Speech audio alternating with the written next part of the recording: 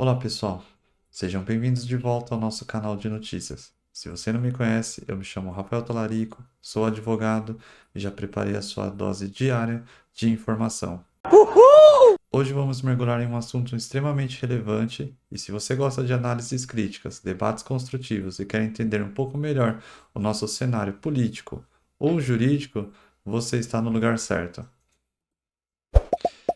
E antes de começarmos, já peço um favorzão.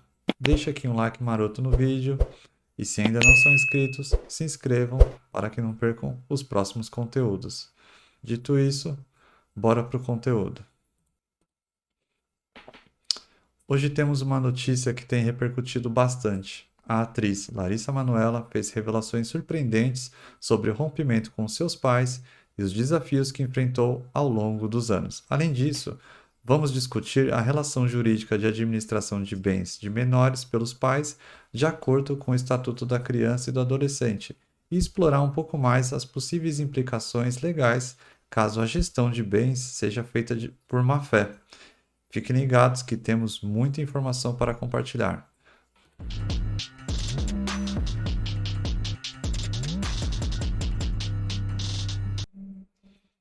Bom, para quem não está muito por dentro do assunto, eu vou trazer uma forma um pouco resumida aqui sobre tudo o que aconteceu.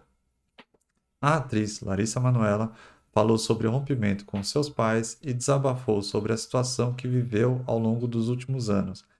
Em entrevista ao programa Fantástico da TV Globo, que foi ao ar neste domingo, dia 13, a atriz revelou que tinha toda a sua carreira gerenciada e administrada pelos pais, mas que estaria incomodada com a gestão de suas finanças e incomodada também com a falta de liberdade em suas decisões e com a falta de informação a respeito de seu patrimônio. Segundo ela, os pais controlavam tudo em sua vida, desde a maneira de Larissa se comportar, como também o quanto de dinheiro ela poderia gastar, sem, contudo, informá-la a respeito de movimentações financeiras realizadas em seu patrimônio. Ela também relatou que passou a desconfiar da gestão de suas finanças, que sempre foram de responsabilidade dos pais, além de ter acesso restrito ao dinheiro. Larissa, portanto, teria constatado que suas contas não fechavam. Para a surpresa de todos, a atriz informou que descobriu que a empresa aberta para administrar a sua carreira constava com os seus pais como sócios majoritários e ela aparecia com apenas 2% de participação. Dito isso, a gente já entende que houve aí uma relação um pouco predatória por parte dos pais dela, né? Mas quais seriam as implicações jurídicas para esse caso? Vamos entender um pouco mais o que diz a lei sobre esse tipo de situação? Bom, se vamos falar então de administração de bens auferidos por uma criança no seu trabalho, antes de falarmos disso, devemos falar de trabalho infantil, né? Como que a nossa legislação aborda o trabalho infantil hoje? Eu vou trazer aqui para vocês, primeiramente, a nossa primeira abordagem está aqui, na nossa Constituição Federal. E o que ela diz? Vou até colocar aqui para vocês, aqui, em nosso artigo 7º, que trata dos direitos dos trabalhadores urbanos ou rurais, em seu inciso 33, a proibição de trabalho noturno, perigoso ou insalubre a menores de 18 e de qualquer trabalho a menores de 16 anos, salvo na condição de aprendiz, a partir de 14 anos. Então, é claro, a nossa legislação, pelo que você pode verificar, ela proíbe o trabalho aos menores de idade e permitindo apenas o, a situação de menor aprendiz a partir dos 14 anos. Então, só por isso, né, por essa simples análise aqui, você já percebe que todos aqueles atores mirins e modelos mirins que a gente conhece, que a gente vê na TV e tudo mais, estão em situação completamente irregular, porque a nossa legislação maior não permite. Inclusive, se nós formos aqui para a CLT, a gente verifica aqui em nosso artigo 405, ao menor não será permitido o trabalho. E aqui ele vai falar que apenas permite também o jovem aprendiz, a partir dos 14 anos. Então a gente percebe que nem a nossa Constituição e nem a CLT abarcam essa situação de crianças trabalhando. E a gente não pode negar que crianças trabalhando, apresentando programas de TV ou sendo atrizes, atores, modelos, é um trabalho, é estressante, seja para um adulto ou para uma criança, e a nossa legislação não permite. Então, todas essas crianças que a gente vê em situação como essa na TV, você sabe a partir de agora que eles estão de forma irregular. A lei não abarca isso.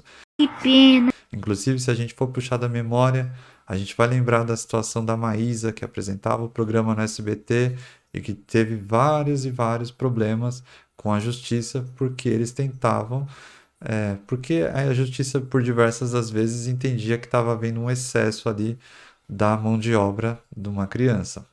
Que merda, hein? Sabia não? Pois bem, passado esse ponto aqui, a gente percebe, realmente, não pode ter trabalho. Mas então, como que acontece esse trabalho se a gente vê que tem crianças trabalhando de fato? E aqui eu vou até trazer para vocês, uma jurisprudência.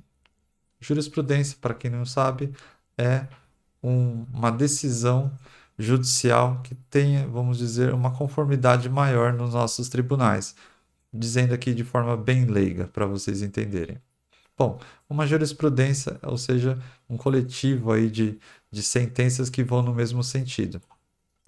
Diz o seguinte: nos casos de efetiva participação de menores em espetáculos públicos, incluindo aí os programas de televisão, é obrigatória a prévia autorização do juízo de menores, de acordo com o artigo 149 do Estatuto da Criança e do Adolescente. Esse aqui é o resumo. Então a gente entende exatamente aí que se encontram essas situações. Essas pessoas que têm filhos e filhas que estão trabalhando como atrizes, modelos e tudo mais, e são menores de 14 anos, possivelmente eles têm uma autorização judicial para trabalhar dessa forma. Ah, agora eu entendi! Então, nessas situações, o juízo entende que, cumprindo alguns requisitos ali, a criança vai poder trabalhar naquela situação. O nosso código aqui do Estatuto da Criança e do Adolescente permite, desde que sejam observados aqui o artigo 3º, o artigo 4º aqui, né, que falam dos direitos fundamentais aí da criança, que eles sejam respeitados, que ela seja respeitada a educação, que ela tenha o seu livre desenvolvimento físico e mental. Então, assim, o trabalho não pode ser alguma coisa muito excessiva. Então, a justiça entende a necessidade dessa fiscalização. Então, nessas situações aí, quando uma criança está envolvida em atividades profissionais, como atuação, modelo, etc., os seus pais acabam ficando como seus responsáveis legais para a administração dos seus ganhos provenientes desses trabalhos. É natural que isso ocorra. No entanto, como foi dito, a lei estabelece algumas restrições. E essas restrições geralmente têm que ser seguidas, né? Como, por exemplo, a fiscalização judicial. O juiz da vara da infância e da juventude deve não só autorizar, como eu havia dito, mas também fiscalizar a participação da criança ou adolescente em atividades profissionais, bem como a administração dos seus ganhos, que geralmente é administrada por seus pais. Outra prevenção que geralmente é tomada é, por exemplo, a criação de uma conta bancária específica para essa criança, para que ela receba esses ganhos, né? Eles devem ser depositados em uma conta que seja em nome dela, geralmente uma instituição financeira autorizada pelo juiz, e isso vai garantir uma transparência maior e uma separação dos recursos dessa criança com o dos pais.